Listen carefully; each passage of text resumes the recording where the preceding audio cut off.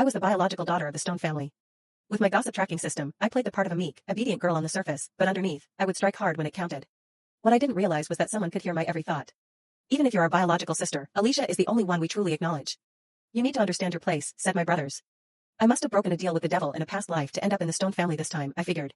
My brothers stopped dead in their tracks. Alice is obedient, sensible, and loves everyone in this family. Don't stir up drama by trying to compete for attention.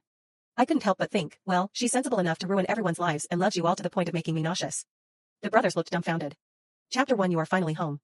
I acquired a gossip tracking system that informed me the world I lived in was actually a book. And I was the tragic side character, doomed to have the most miserable fate. The protagonist was Alicia Stone, a fake heiress showered with unconditional love by the Stone family. After rereading countless times about the Stone family's ridiculously irrational decisions and my own string of misfortunes, I made up my mind. I would stop hoping for familial love, respect their inevitable bankruptcy, and play along with the plot. The Stone family adored their fake heiress and looked down on me, their real one, who had been meekly surviving outside their home all these years. Sure enough, the moment I stepped into their house, I was barely through the door when my 3 brothers stood in my way. Even if you're our biological sister, Alicia is the only one we truly acknowledge. You need to understand your place and not covet things that don't belong to you. Even if you're our biological sister, Alicia is the only one we truly acknowledge. You need to understand your place. Before they could finish their sentence, they suddenly looked at me as if they had seen a ghost. They exchanged frantic glances and made strange faces. In my role as the unworthy real heiress, I simply responded, got it. Understood. All clear. But inwardly, I couldn't help thinking, please, I've heard this lousy line so many times I could recite it in my sleep. If you don't respect me, it's fine. It's not like I'm desperate to be here. Do you think I have some death wish, walking into this mess willingly? Seriously, you lot are unbelievable. You wouldn't agree to let me stay away, but now that I'm here, you're unhappy about it. My 3rd brother, Harvey Stone, raised an eyebrow at me with a mocking expression. He said, some people really need to stop pretending while secretly sabotaging Alicia behind the scenes. Oh, my temper's flaring up again. Serves the sharp-tongued jerk right if he ends up losing everything, even his dignity, I said inwardly. His scowl deepened as he suddenly grabbed my shoulder with surprising force. Harvey. Are you asking for trouble? Is this how you treat your sister? A middle-aged man's stern voice sounded behind us. You nice. A graceful middle-aged woman rushed toward me and wrapped me in a tight embrace. My precious daughter, you're finally home. I glanced at them and thought smugly, my parents are actually pretty good-looking. No wonder I inherited their stunning genes. The woman holding me stiffened slightly. Her gaze flitted between her silent sons and me before she hesitantly said, you nice, I made soup for you. Let's go home and have dinner. My father, Thomas Stone, chimed in, I told these useless boys to bring you inside, but here you are, still standing outside. I'll deal with them later. What a pity. Such kind parents, but in the end, they'll still turn their backs on me because of the heroine's manipulation. They'll refuse to acknowledge me, and their fates won't be any better. Madness for one, death for the other. Alas, the Stone family is truly cursed. At that moment, everyone froze in place. My mother's grip on my hand tightened so much that her nails left red marks on my skin. Mom? I asked, startled. She quickly let go, giving me an awkward smile as she scanned me from head to toe. You nice, are you feeling okay? Anywhere uncomfortable? I shook my head obediently. No, I'm perfectly fine. Though I can't say the same when I look at your 3 biased, brainless sons, I thought, you nice Stone. Harvey barked my name with his usual hot-headedness. What now? I was standing here quietly, not even saying a word about you, and you're losing it again? Harvey. Thomas shot a sharp glance at my eldest brother, signaling him to restrain the fuming Harvey. You nice, ignore him. Let's eat. Finally seated at the dining table, I eagerly prepared to dig in, only for someone to ruin my appetite.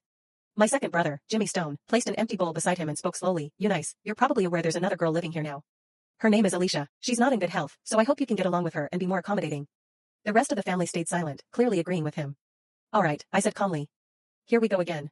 My so-called dear brother, who's actually nothing more than the heroine's loyal lapdog, is back with his usual warnings. Isn't this all just because she was born premature and a bit frail? That was years ago. She has long recovered. She's just faking it now, milking it to keep you fools wrapped around her finger.